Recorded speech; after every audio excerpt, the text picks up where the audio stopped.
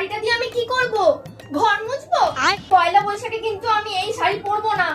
এটা একদম third class. আমার এক্ষুনি নতুন শাড়ি চাই। চাই মানে এক্ষুনি চাই। নতুন শাড়ি? তোর আলমারি তো শাড়ির দোকানে পরিণত হয়েছে।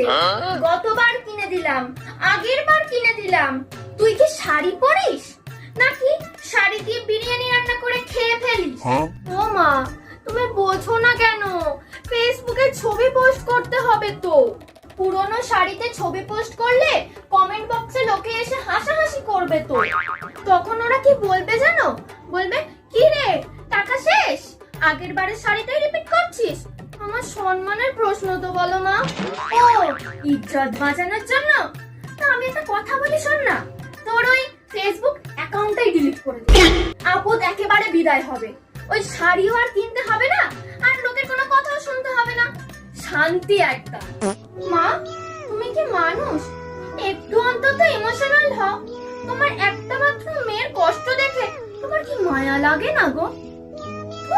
আমার নববর্ষটাই মাটি হলো। নে, এবার ওই কান্নাকাটি বন্ধ কর। কাল রাতেই আমি নতুন শাড়ি কিনে এনে রেখেছিলাম, ধর। মা, তুমি বেস্ট, একদম লেটেস্ট কালেকশন।